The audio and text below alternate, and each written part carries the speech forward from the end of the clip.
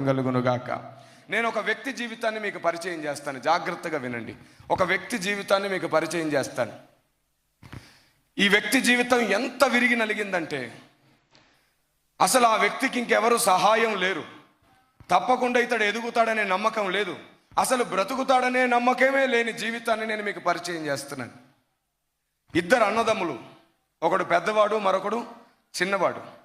వాళ్ళ నాన్నగారు school head master. తనకున్న ఎకరాల భూమిని అమ్మేసి ప్రైవేట్ స్కూల్ ఒకటి కట్టాడు. వాళ్ళ తాతగారు గవర్నమెంట్ స్కూల్ హెడ్ మాస్టర్. దాదాపుగా 18 గ్రామాలను దత్తత తీసుకున్నాడు వీళ్ళ నాన్నగారు. రాత్రి బళ్ళు పెట్టి రైతులకు విద్య నేర్పిస్తూ ఉంటాడు. అనేక మంది చదువు లేని వారిని అడాప్ట్ చేసి వారికి చదువు చెబుతూ ఉంటాడు. అంత మాత్రమే కాకుండా గ్రామానికి ఏది కొదువైనా సరే ఉద్యమాలు చేసి మరి రాజకీయ నాయకులు చెయ్యని న్యాయాన్ని అతడు చేస్తూ ఉంటాడు. ఇలా ఎప్పటికీ న్యాయం చేస్తూ ఉంటాడు. ఇతనికి దేవుడు ఉన్నాడు అంటే నమ్మకం లేదు, నాస్తికుడు. ప్రజలకు సేవ చేయడమే వ్యక్తి జీవితం, ఇదే మానవత్వం, ఇంతకంటే వేరే దైవత్వం లేదు అనుకుంటాడు. నాస్తికత్వాన్ని ఎక్కువగా నమ్మినవాడు వీళ్ళ తండ్రి గారు.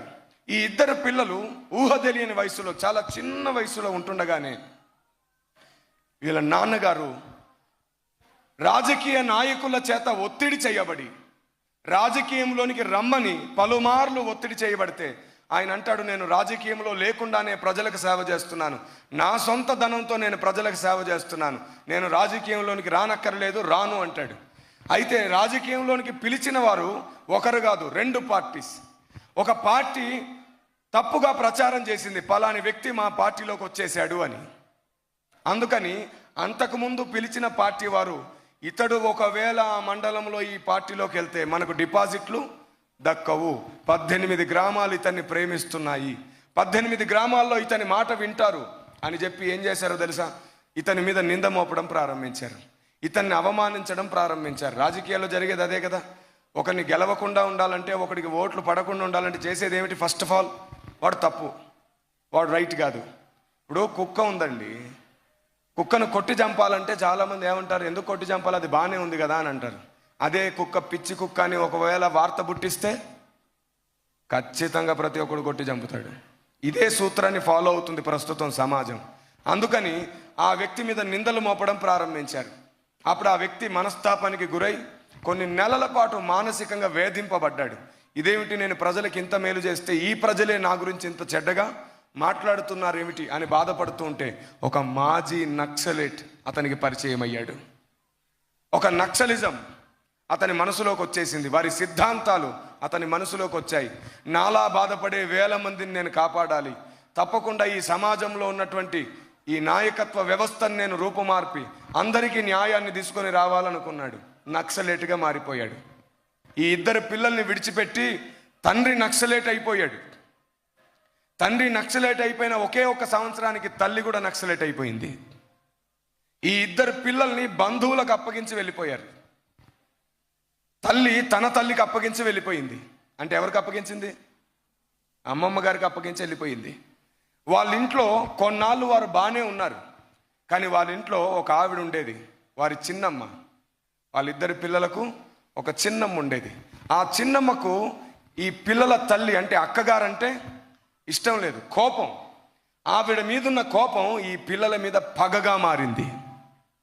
ఎలాంటి పగో తెలుసా? ఇంట్లో ఎవరు ఉండేవారు కాదు. వాళ్ళ తాత, వాళ్ళ మామగారు, వాళ్ళ తాత, వాళ్ళ అమ్మమ్మ గారు వారు పేరు మోసిన వంట మాస్టర్లు. అందుకని వారిని స్కూల్స్, కాలేజెస్ వారు తీసుకొని వెళ్ళిపోయేవారు. నెలలు నెలలు నెలలు వారు అక్కడే ఉండిపోయేవారు. ఈవిడ చేతిలో 2 పిల్లలు ఉండేవారు. ఏం జరిగేదో తెలుసా పాపం వారి జీవితంలో? ఏదైనా పని చెప్పిన వెంటనే చేయకపోతే ఆ పెద్దవాడిని కళ్ళల్లో మిరపకాయ తుంచి పెట్టేసేది ఈవిడ. కొన్నిసార్లు కాలుతున్న కర్రను పెట్టి చురుకంటిచ్చేసేది. కొన్నిసార్లు వేడి వేడి నూనె చిమ్మేది. కొన్నిసార్లు వాడు చెప్పిన పని వినట్లేదని చెప్పి కళ్ళల్లో జెండు బాంబు పెట్టేసేది. పిల్లలు బోర్మని ఏడ్చేవాళ్ళు, పట్టించుకునేవారు లేరు. వారు పెట్టిన చురుకులు పుండ్లుగా మారి జ్వరం వస్తే దగ్గరికి తీసుకోవడానికి తల్లి లేదు, తండ్రి లేడు. ఎన్నోసార్లు మనకు దెబ్బ తగిలితే ఫస్ట్ ఎవరు గుర్తుకొస్తారు? అమ్మ దగ్గరుంటే బాగుండు, నాన్న దగ్గరుంటే బాగుండు అనిపిస్తుంది. సరి అయిన రుచి అయిన భోజనం కూడా పెట్టేవాళ్ళు కాదు. పడుకుంటే నిద్ర లేపడం బిగ్గరగా కర్రతో కొట్టి లేపేవారు. ఉలిక్కిపడి ఏడుస్తూ బయటికి వచ్చేవారు వాళ్ళు. ఉదయం నుండి సాయంత్రం వరకు ఏదో ఒక పని చెబుతూనే ఉండేది. అక్క మీద ఉన్న కోపం పిల్లల మీద పగగా మారింది. ఆమెకు సహనం తక్కువ. ఏ పని డిలే అయినా సరే కొట్టేది ఆ పిల్లల్ని. ఏ పని. ఒకరోజు పెద్దవాడికి భయంకరంగా జ్వరం వచ్చింది. భయంకరమైన జ్వరంతో ఉన్నాడు పెద్దవాడు. వాడు ఏ పని చేయలేకపోయాడు. వాడిని ఆ రోజు విపరీతంగా కొట్టి రాత్రి ఇంట్లోంచి బయటికి నెట్టేసింది. చెప్పిన పని ఏది చేయలేదు అని. వాడు కిటికీ దగ్గర నిలుచుండి ఏడుస్తున్నాడు. చిన్నమ్మా, నన్ను లోనికి రానివ్వు, విపరీతమైన చలితో బాధపడుతున్నాను అని గడగడ గడగడ వణుకుతూ ఏడుస్తున్నాడు. రేయ్, నీవు బిగ్గరగా ఏడ్చావా? నీ శబ్దం పక్క ఇంటి వారికి కానీ వినబడిందా? జాగ్రత్త అని వారి తమ్ముణ్ణి ఇంట్లో పడుకోబెట్టేసి వాడి పీక మీద కాలు పెట్టేసింది. వాడి గొంతు మీద కాలు పెట్టేసింది. నీవు కానీ ఏడ్చావా వీడి చస్తాడు, జాగ్రత్త. వాడు ఏం చెయ్యాలో తెలియక పెద్దవాడు కుమిలిపోతూ తనలో తాను ఏడ్చుకుంటూ, పక్కనే వారు పెంచుకునే కుక్కలు ఉండేవి పాడుబడ్డ బాత్రూంలో. ఆ బాత్రూం నిండా ఇసుకుంటుంది. ఆ పాడుబడ్డ బాత్రూంలోనికి వెళ్ళిపోయి ఆ దగ్గరలో ఉన్న సంచులు వాడి మీద కప్పుకొని ఏడుస్తూ ఉంటాడు. అమ్మ, నన్ను ఎందుకు విడిచిపెట్టావు? నాన్న, నన్ను ఎందుకు విడిచిపెట్టావు? ఎప్పుడొస్తారు నా దగ్గరికి అని ఏడుస్తూ ఉంటాడు. అమ్మ అమ్మ అని పిలుస్తూ. ఆ పక్కనే పడుకొనున్న కుక్కల్లో ఒక కుక్క ఈ చిన్న పిల్లోడి దగ్గరకు వచ్చి వాడి చుట్టూ చేరి వాడిని తడుముతూ శబ్దం చేస్తూ కూర్చుంటుంది. ఆ కుక్క ఒడిలోంచి వచ్చిన వెచ్చదనానికి ఆ పసిబిడ్డ ఆ రోజు ఆ కుక్క ఒడిలోనే రాత్రంతా పడుకున్నాడు. తల్లి ఒడిలో పడుకోవలసినటువంటి పసితనం ఎక్కడుంది? కుక్క ఒడిలో ఉంది. ఉదయం అయింది. వీడెక్కడున్నాడని వెతుకుతుంది ఆవిడ. వీడికి భోజనం పెట్టాలని కాదు, వీడికి పని చెప్పాలని. ఎక్కడుందని వెతికి చూస్తే వీడు ఎక్కడా కనబడట్లేదు. మిగిలిన భోజనం కుక్కకు పడేద్దామని తీసుకొచ్చింది. అక్కడ పడుకొని ఉన్నాడు ఆ మూలన. కర్ర పట్టుకొని వెంటనే బిక్కరగా కొట్టి లేపింది. వాడు ఆ దెబ్బలకి ఉలిక్కిపడి లేచి బయటకు వచ్చేసి బోరుమని ఏడ్చేస్తున్నాడు. ఒక దగ్గర ముడుచుకొని కూర్చొని కొట్టొద్దు అని ఏడుస్తున్నాడు. అయినా కొడుతుంది ఆవిడ. ఇలాంటి జీవితం ఎప్పటికీ బాగవుతుంది చెప్పండి? ఇంతలోనే వాళ్ళకు వార్త అందింది ఏమిటంటే వాళ్ళ నాన్నగారు చనిపోయారు. చివరిసారికి కూడా వాళ్ళ నాన్నగారిని చూడడం కుదరలేదు. వాళ్ళ నాన్నగారు చనిపోయినాక ఓ సంవత్సరం కాలం తర్వాత వాళ్ళ అమ్మగారు లొంగిపోయారు. ఆవిడని జైల్లో పెట్టారు. అమ్మను చూడాలనే తపన వీరిలో ఎక్కువగా ఉంది, కానీ చూపించేవారు ఎవరు లేరు. ఇలాంటి వ్యక్తి జీవితాన్ని దేవుడు చూశాడు. సమస్త సృష్టిని చేసిన దేవుడు చూశాడు. ఒక రాత్రి వీడు పడుకోనుంటే డైరెక్ట్గా నేరుగా పేరు పెట్టి పిలిచాడు దేవుడు. స్వరం నేరుగా అతన్ని దర్శించింది. ప్రతిసారి ఒకే మాట అతనికి వినబడుతుంది. నేను నీకున్నాను, నీవు నా సేవకుడవు, నేను నిన్ను ఉపేక్షింపక ఏర్పరచుకున్నాను, నేనే నీ తండ్రిని, నేనే నీ తల్లిని. అతడు ఎప్పుడు స్వరం విన్నా సరే అదే స్వరం వినబడుతుంది అతడికి. ఉలిక్కిపడి లేస్తున్నాడు. చుట్టూ అంతా చూస్తున్నాడు. ఆ స్వరం వింటే అతని ఒంటి నిండా ధైర్యం వచ్చేస్తుంది. అతని మనసు నిండా గొప్ప బలం కలుగుతుంది. ఎవరో నన్ను చాలా ఎక్కువగా ప్రేమించేవారు పిలిచినట్లుంది అనిపిస్తుంది. కానీ ఎటు చూసినా ఏ వ్యక్తి కనబడట్లేదు. కాలం అలా గడుస్తూ ఉంది. అప్పుడప్పుడు ఆ స్వరం అతన్ని దర్శిస్తూనే ఉంది. ఒకరోజు ఇతడు ఇంటి బయట కూర్చొని బాధపడుతున్నాడు. ఎప్పుడొస్తుంది మా అమ్మ అని. అంతలో ఒక అతను కొన్ని పేపర్స్ పంచుతూ ఆ వీధిలో కనబడుతున్నాడు. అతడు కొన్ని మాటలు మాట్లాడుతున్నాడు. అతడు ఏం మాట్లాడుతున్నాడో ఆ మాటలకు అనుకూలంగా ఇతడికి స్వరం వినబడిన స్వరంలోని కొన్ని మాటలు అతని మాటల్లో కూడా వినబడుతున్నాయి. వెంటనే ఇతడు పరిగెత్తుకుంటూ పోయి అతని దగ్గరికి వెళ్ళాడు. నువ్వు మాట్లాడుతున్న మాటలు లాంటి మాటలే నాకు వినబడుతున్నాయి, నాకు ఒకసారి దాని అర్థం ఏమిటో చెబుతావా అని అడిగాడు.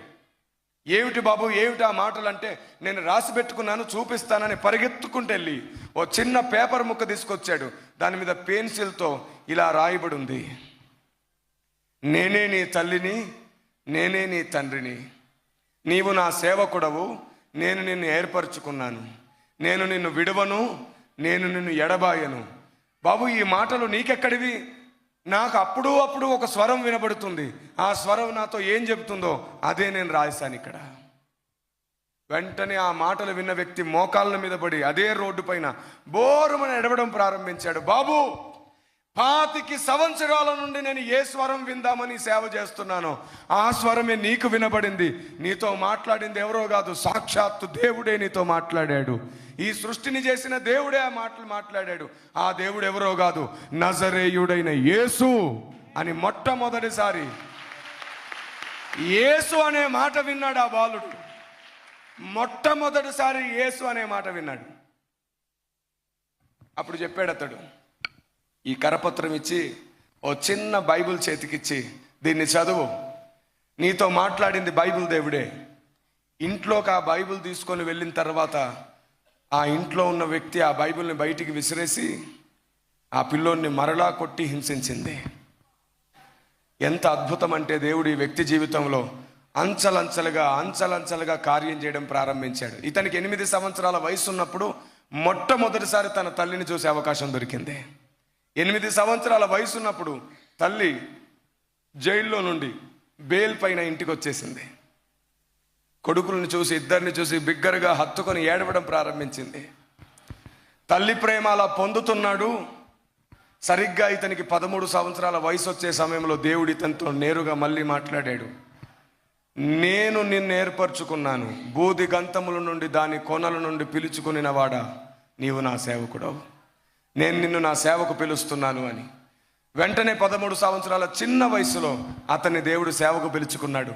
ఈరోజు అతడు దేశ విదేశాలు వ్యాపించాడు. దేవునికి స్తోత్రం కలుగునుగాక. ఒకప్పుడు ఒంటరిగా ఉన్నాడు, ఈరోజు 1000 మందిగా మారిపోయాడు. ఒకప్పుడు తినడానికి సరిగ్గా ఏమీ లేదు, ఈరోజు 1000 మందికి పెట్టేవాడయ్యాడు. నేను ఆ వ్యక్తి పేరు మీకు పరిచయం చేస్తాను. ఆ వ్యక్తిని పిలిపించుకోండి. ఆ వ్యక్తితో చెప్పండి, అన్నా మీ సాక్ష్యం విన్నప్పుడు మాకు ఒకటి అర్థమైంది. ఏమీ లేకుండానే దేవుని కొరకు ఇన్ని చేస్తున్నావే. తల్లి ఉంది నాకు, తండ్రి ఉన్నారు, నాకు అన్నదమ్ములు ఉన్నారు, బంధువులు ఉన్నారు, స్నేహితులు ఉన్నారు, ఆస్తిపాస్తులు ఉన్నాయి, ఇన్ని ఉన్నాయి. మేము తలుచుకుంటే దేవుని కొరకు ఎంత చేయగలమో మాకు అర్థమయ్యింది. నిన్నే దేవుడు వాడుకుంటే నన్ను కూడా దేవుడు వాడుకుంటాడని నాకు అర్థమైంది. కానీ వాడబడాలి అంటే మనసు విరిగి నలగాలని, విరిగి నలిగితేనే ఆయన అర్థమవుతాడని నీ జీవితాన్ని చూస్తే అర్థమైంది అని దేవుణ్ణి స్తుతించండి ఖచ్చితంగా. ఒకప్పుడు కుక్క ఒడిలో పడుకున్న దౌర్భాగ్యుడు ఇప్పుడు దేవుని ఒడిలో ఉండి అధికారికంగా వాడబడుతున్న మహాద్భాగ్యుడు ఎవరో కాదు, ఇదిగో మీ ముందు నిలబడి వాక్యం చెబుతున్నాడు. దేవునికి స్తోత్రం కలుగునుగాక. ఆమేన్. నేనే ఒకనాటి దౌర్భాగ్యుణ్ణి, నేనే ఈనాటి మహాద్భాగ్యుణ్ణి. దేవునికి స్తోత్రం కలుగునుగాక.